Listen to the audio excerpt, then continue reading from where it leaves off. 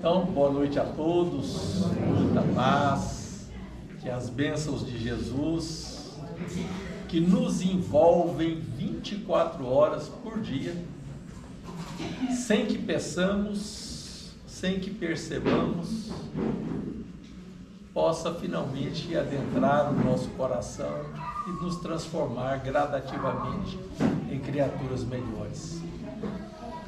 Há bilhões de anos nós vivemos mergulhados na aura de Jesus, desde que Ele criou esse planeta maravilhoso para nós, que a ciência da Terra calcula ter mais ou menos a idade de 4 bilhões e meio de anos atrás. E a vida desse planeta só teria começado há 3 bilhões de anos. Então, durante 1 bilhão de anos, o planeta se preparou para receber as primeiras formas de vida, que, segundo os entendimentos atuais, começa nos oceanos primitivos deste planeta, na forma de criaturas microscópicas semelhantes às bactérias que nós conhecemos hoje, e que fazem parte de um reino muito especial chamado Reino das Moneras. Bilhões de anos se passaram até que aparecessem outros seres ainda unicelulares, mas um pouco mais evoluídos, semelhantes aos protozoários da nossa época. E alguns destes seres que ainda vivem entre nós datam daquela época, estão presentes com muito pouca modificação da sua estrutura desde bilhões de anos atrás. Outros milhões de anos foram necessários para que surgissem as primeiras plantas, que começaram a produzir oxigênio a partir da fotossíntese, mudando a atmosfera primitiva da Terra e permitindo que a vida ali pudesse se instalar. Bilhões de anos para que surgissem os primeiros fungos. E esses seres constituem 4 reinos diferentes: o reino das moneras, o reino dos protistas, que são os protozoários, representantes desse reino, o reino dos fungos e o reino das plantas. Os primeiros animais só foram aparecer ontem, há 600 milhões de anos atrás. 700, 800, 900, é tão impreciso pela grandiosidade do tempo que ninguém tem muita certeza. Mas isso é ontem, se nós considerarmos que a vida na Terra já estava presente há 3 bilhões de anos atrás, 3,5 bilhões de anos atrás. E qual foi a grande diferença desses primeiros animais para os seres vivos que viviam até então? As bactérias, os protozoários, os fungos e as plantas. É que esses seres, agora classificados como animais, começavam a apresentar movimentos mais complexos e interagir de forma mais complexa com o meio ambiente. Portanto, as células do seu corpo físico precisavam se comunicar umas com as outras. O que não acontece no reino das plantas, no reino dos fungos, no reino dos seres microscópicos. Agora aqueles seres, e os primeiros que apareceram, não tinham ossos, não tinham vértebras, eram invertebrados. Como, por exemplo, nós temos hoje as estrelas do mar, a anêmona do mar, a água viva, a esponja do mar. São seres que estão na Terra há 800 milhões de anos, mas que apareceram muito recentemente, considerando a longevidade da vida na Terra. Então, nesses seres começam a aparecer os primeiros circuitos neurais, ou sejam, células que integram todas as outras células e através das quais passam informações para que as outras células interajam umas com as outras de forma coordenada. É aí que aparece o sistema neural. Ainda sem um comando central. Eram redes neurais conectadas com as diversas células, mas sem um comando central. Milhões de anos se passaram até que aparecessem os primeiros vertebrados, os primeiros animais dotados de esqueleto, como por exemplo os peixes. São os primeiros vertebrados que aparecem. E ao longo da coluna vertebral destes animais primitivos ainda, mas que estão presentes até os dias atuais, aparece uma concentração de tecido neural chamado medula espinhal. Essa medula espinhal é o que nós observamos e que chamamos de tutano no buraquinho das vértebras dos diversos animais presentes em nós até hoje. Este sistema neural, então, agora passava a ser coordenado como se fosse um centro processador, como se fosse um cérebro de um computador, o sistema de comando de um computador. Os computadores apareceram na Terra na década de 40, 1949, surge o primeiro computador, que era enorme. Ele talvez ocupasse um espaço do tamanho desse prédio. Funcionava a válvulas. Eram válvulas de 1 metro de altura e que, para serem resfriadas, o ponto onde ela estava tinha que ser inundado de água periodicamente. As redes neurais desse primeiro computador eram quilômetros e quilômetros de fios, mas ele já era capaz de alguns cálculos razoavelmente complexos. Podemos então comparar os computadores com o processo evolutivo biológico a partir dos animais, a partir do surgimento das primeiras redes neurais. Então aquela medula espinhal passava a ser o cérebro do computador, né? O que hoje nós conhecemos como o chip, a central de processamento, a CPU do computador. Então aquelas válvulas foram evoluindo com o tempo, se transformaram em transistores, e a partir dos transistores, muito recentemente, os microtransistores impressos numa partícula de silício. Mas para que os computadores funcionem, há necessidade de um sistema operacional, de um programa. Esse programa tem que ser escrito para exatamente aquela geração de computadores.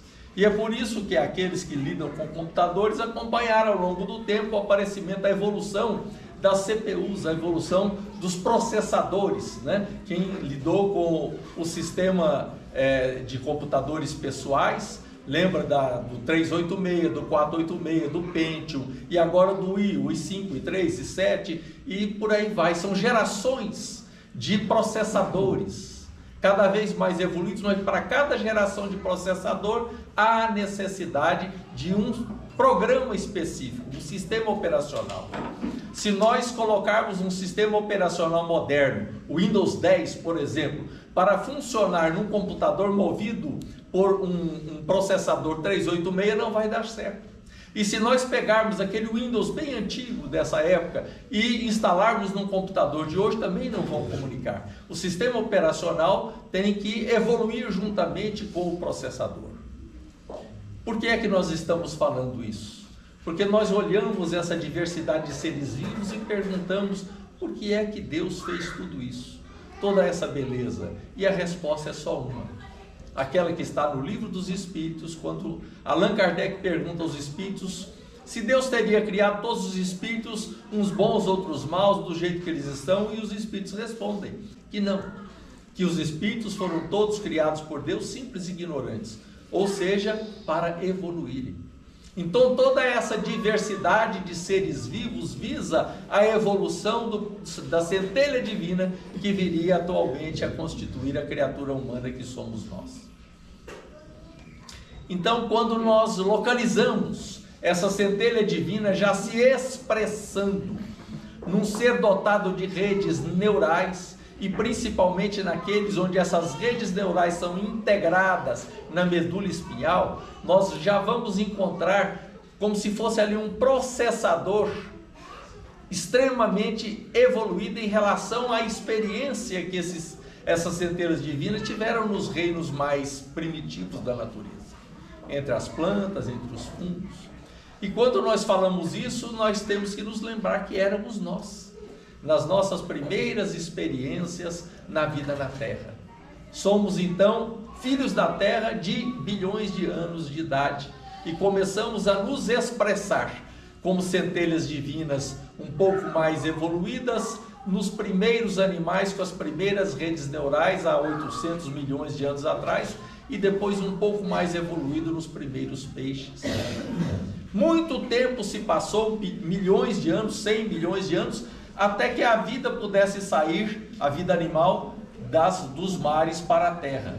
E os primeiros seres capazes de fazerem isso foram os anfíbios, entre os quais nós temos hoje os sapos, as rãs, as pererecas. São seres capazes de viver tanto na água quanto na terra. Respiram tanto dentro d'água quanto respiram o oxigênio da terra firme. E destes seres primitivos evoluíram, depois os répteis, crocodilos, as tartarugas, as serpentes, os grandes dinossauros, que já são seres mais evoluídos, mais complexos do que aqueles anfíbios e do que os peixes.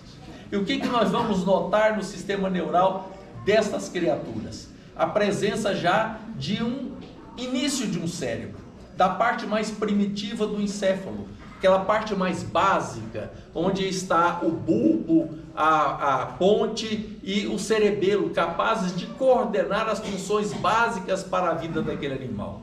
Ali está coordenada a respiração, a circulação do sangue, os batimentos cardíacos e a percepção auditiva e visual que aqueles animais precisam ter do meio ambiente. E aqueles animais éramos nós, há bilhões de anos atrás, nas nossas primeiras experiências no reino animal. Então, já agora, esses seres com uma coordenação maior podem já experimentar a centelha divina ali se manifestando, um determinado tipo de manifestação que não existia nas plantas nem nos reinos mais primitivos e que nós chamamos de instinto. Plantas não têm instinto. Plantas simplesmente vivem, elas precisam de ter raízes que sugam os nutrientes do solo e levam esses nutrientes juntamente com a água até as folhas, onde é feita a fotossíntese, onde a clorofila aprisiona um fóton da energia solar, e esse fóton é aprisionado numa molécula de carboidrato que vai servir de alimento para as diversas células da planta, e ainda é armazenado para que outros animais que não fazem, outros seres que não produzem fotossíntese possam se alimentar, os herbívoros, criando assim a cadeia da vida.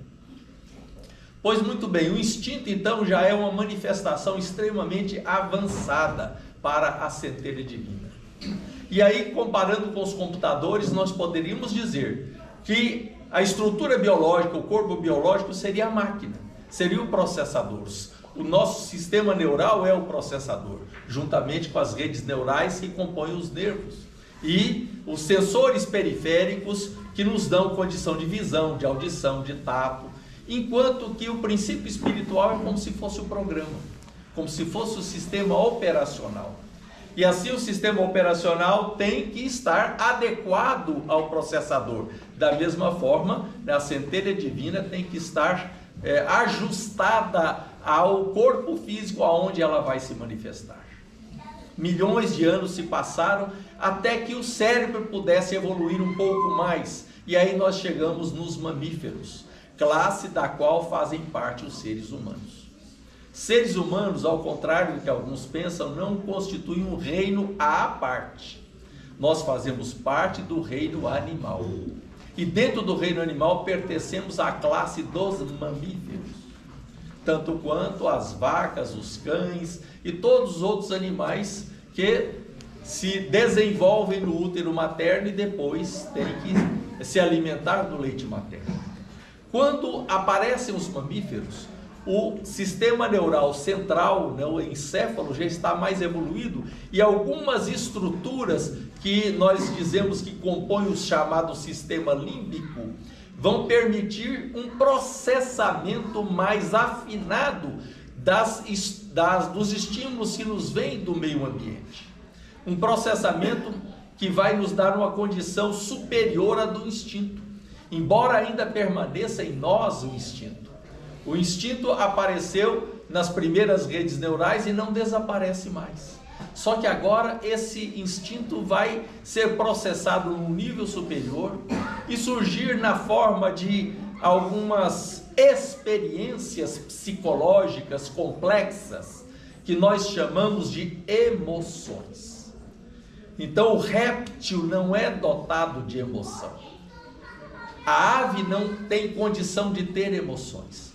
Quando nós olhamos o jacaré, nós temos a impressão de que ele está sempre com raiva, sempre bravo, mas a raiva é uma emoção. O jacaré não sente raiva, o jacaré não sente medo, o jacaré não sente tristeza, não sente alegria, porque isso não pode ainda ser processado no sistema neural primitivo daquele animal. Quando nós olhamos uma galinha com seu comportamento, às vezes ela se assusta e foge. Nós diríamos, ela está com medo, ela não experimenta essa emoção. Quando a galinha se sente ameaçada ou se sente que a sua ninhada está ameaçada, ela agride. Nós poderíamos dizer, ela está com raiva, mas isso é uma emoção e ela não sente essa emoção. Isso é apenas um instinto de autopreservação, de preservação da sua cria. É instinto, não é emoção. É possível olhar uma ave e dizer, essa ave está triste? É possível olhar uma ave qualquer e dizer, ela está alegre? Mas quando nós olhamos o nosso cãozinho, nós sabemos perfeitamente quando ele está alegre, quando ele está triste, quando ele está com raiva, quando ele está com medo. Porque essas emoções produzem alterações comportamentais que nós podemos ler perfeitamente. O cãozinho triste, o cãozinho alegre, tem comportamentos diferentes. Quando ele abana a cauda, evidentemente que ele está alegre. Quando ele coloca a cauda entre as pernas, está com medo. Então, nós já lemos nos animais mais próximos a nós determinadas reações comportamentais que podem ser classificadas de emoções. E nós, quando olhamos na face uns dos outros, nós sabemos perfeitamente quando aquela criatura, a quem estamos observando, está triste, está alegre, está com raiva, está com medo, porque essas emoções vão produzir comportamentos e feições muito características em cada um de nós. E assim nós somos dotados não apenas de instinto, mas também de emoções. Emoções que são básicas, presentes em todas as criaturas. Entre elas, a raiva, o medo, a alegria, a tristeza, o nojo e a surpresa. E um determinado autor americano montou uma espécie de roda das emoções, onde ele mostra que as emoções têm gradatividade. Elas podem ser desde pouco intensas a muito intensas. Vamos pegar, por exemplo, a polaridade do medo. Nós podemos, diante de determinado estímulo do meio ambiente, ficarmos apreensivos. Eu não sei o que é aquilo, eu fico um pouco apreensivo. Essa apreensão, se não trabalhada, pode evoluir para medo. E o medo, se não trabalhado, pode evoluir para o terror. E quando nós não trabalhamos essa emoção básica, quando estímulos quaisquer, ou mesmo sem nenhum estímulo razoável, nós ficamos apreensivos, com medo ou aterrorizados, isso é um transtorno psíquico chamado de síndrome do pânico ou de fobias. Há indivíduos que têm um medo exagerado de faca, um medo exagerado de altura. Ora, ele não vai cair, mas ele tem medo só de chegar a uma determinada altura, medo exagerado de espaços apertados. Isso é um transtorno psíquico de um exagero dessa emoção básica chamada de medo. Do outro lado do medo nós temos a raiva, é a emoção de polaridade oposta. A raiva pode começar com um simples aborrecimento. Alguma coisa nos aborrece. Se não trabalharmos esse aborrecimento, esse mesmo estímulo pode nos causar irritação. E se não trabalharmos a irritação, podemos entrar no domínio da ira. E aí ela é destrutiva. O instinto não causa nenhuma impressão psicológica, é apenas uma reação automática. As espécies têm modelos de reações automáticas diante de determinados estímulos.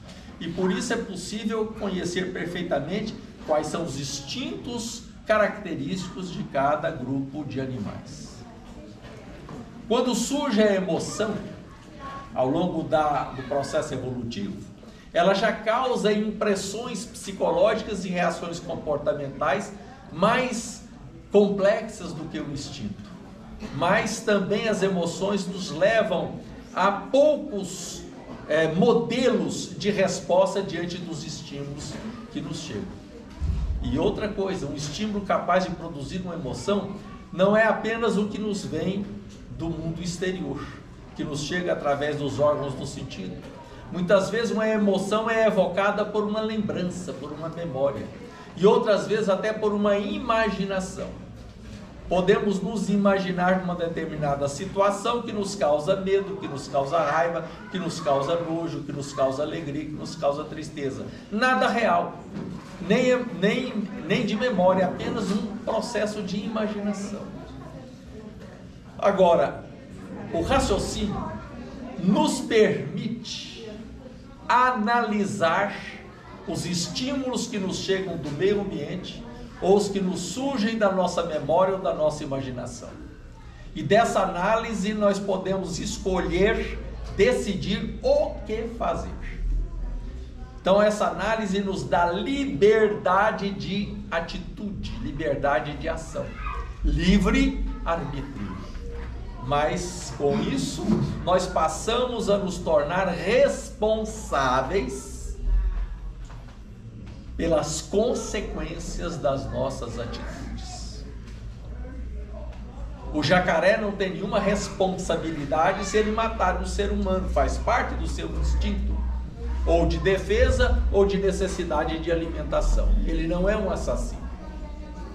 Um mamífero, um cão, um animal silvestre, um lobo, um felino qualquer, se matar um ser humano movido por uma emoção de medo ou de raiva, também não é responsável, porque aquela emoção só poderia levá-lo àquela atitude.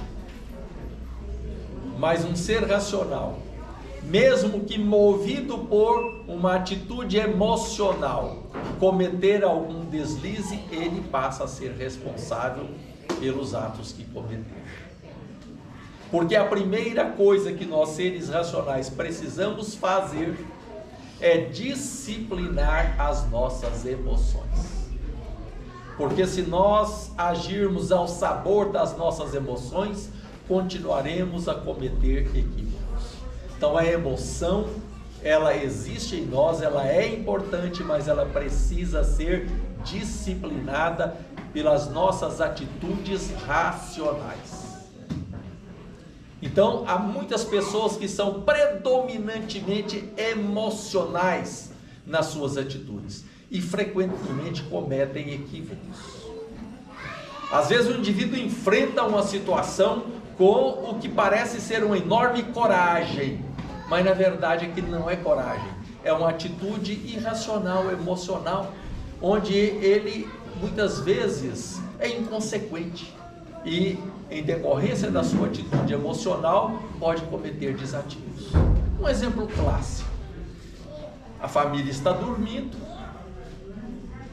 o chefe da família tem uma arma, escuta um barulho na casa, se assusta, pega a arma, vai até o cômodo de onde veio o barulho e dispara.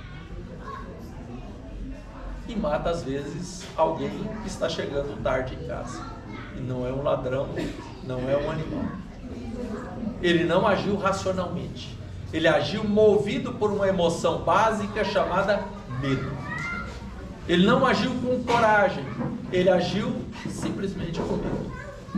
E há muitos heróis condecorados que não foram heróis por um ato de coragem, foram heróis por um ato de medo. Porque o medo é uma emoção que às vezes nos protege, que nos impõe fugir diante de determinado perigo. E muitas vezes, impossibilitados de fugir, nós enfrentamos o perigo. Então muitas vezes O herói é o medroso que não teve a oportunidade de fugir e teve que enfrentar a situação. Como é que nós trabalhamos essa emoção básica que se chama medo, que muitas vezes nos impede de fazer o que seria correto? Muitas vezes deixamos de assumir um novo emprego, mudar para uma outra cidade, mudar de colégio, ou assumir uma atitude no nosso meio social por medo de não dar certo, ou por medo de não sermos aceitos. Muito comum nos grupos adolescentes, onde o adolescente começa a adotar determinados comportamentos negativos simplesmente para ser aceito na sua comunidade. Ele sabe que está errado, mas o medo de não ser aceito leva a cometer determinados equívocos. Isso acontece com todos nós. O medo, então, embora seja uma emoção que possa, em determinadas situações, nos proteger, muitas vezes nos impede de fazer o que nós deveríamos fazer. E de que maneira podemos trabalhar o medo? Aí com uma atitude que não é emocional, e sim racional, chamada coragem. Então a coragem é a atitude capaz de enfrentar os nossos medos e fazer com que nós tomemos as atitudes corretas. Evidentemente, depois de analisar a situação. Quando nós falamos em coragem, dá a impressão que é um atributo dos grandes heróis, dos grandes homens, das grandes mulheres, mas não é nada disso. Como é que nós poderíamos conceituar coragem? De uma forma muito simples, coragem é fazer o que é certo, independente das consequências. Muitas vezes deixamos de fazer o que é certo por medo das consequências.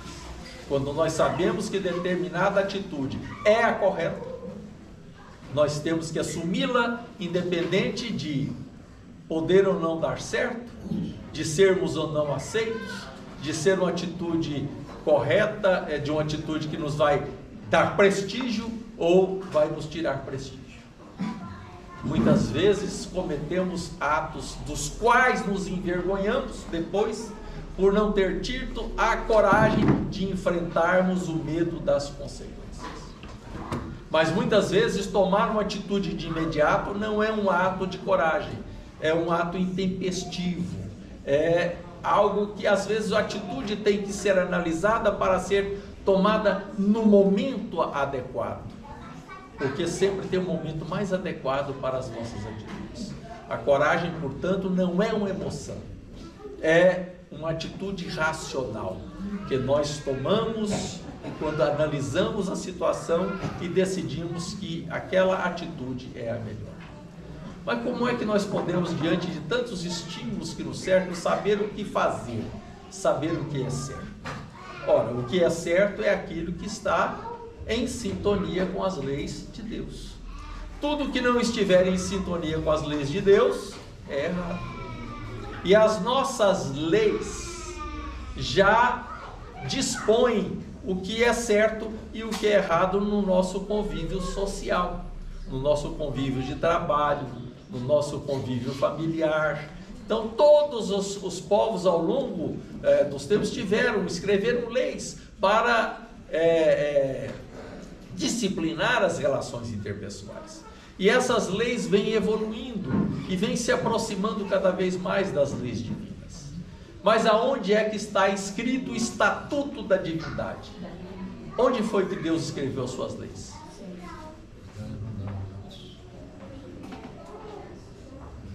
Nas pedras lá de Moisés? Aonde? Allan Kardec perguntou isso aos espíritos. A lei de Deus está escrita na nossa consciência. Desenvolvendo a consciência, nós sabemos perfeitamente o que fazer. E como se não bastasse, Jesus, o nosso divino amigo, o nosso pastor, o nosso mestre, que tem uma paciência incomensurável. Há quanto tempo Jesus está esperando que nós desenvolvêssemos o raciocínio para começarmos a disciplinar as nossas emoções? 3,5 bilhões de anos. Então ele tem para conosco uma paciência, um amor incalculáveis. E ele, ao longo dos últimos séculos, tem mandado os seus emissários, e há 2000 anos veio pessoalmente nos trazer o seu evangelho, onde nós encontramos realmente de forma extremamente clara, cristalina, quais são as nossas condutas corretas. E ele foi o exemplo da coragem, porque nasceu num meio aonde o seu comportamento era completamente inadequado. Ele falava de amor numa época em que esse sentimento era muito pouco expressado nos corações humanos. Falava que o inimigo deveria ser amado, isso era um absurdo. Que o perdão deveria ser incondicional, isso também era um absurdo naquela época. Que a mulher adúltera não deveria ser apedrejada, que deveria se pagar o tributo a César, dai a César o que é de César e a Deus o que é de Deus. E ele sabia perfeitamente quais seriam as consequências. Ele sabia que no final dos seus poucos anos de pregação, dos seus poucos anos de idade, ele seria preso, seria julgado, seria condenado e seria executado na cruz. Mas teve a coragem de enfrentar as consequências que ele bem conhecia para fazer o que era e o que continua sendo certo. Portanto, quando nós estivermos em dúvida o que fazer numa determinada situação, façamos a seguinte pergunta: o que Jesus faria se estivesse no meu lugar? Se nós tomarmos uma conduta diferente daquela que, na nossa imaginação, nós julgamos que Jesus faria, nós estaremos agindo por medo e não com coragem. Que Jesus nos abençoe.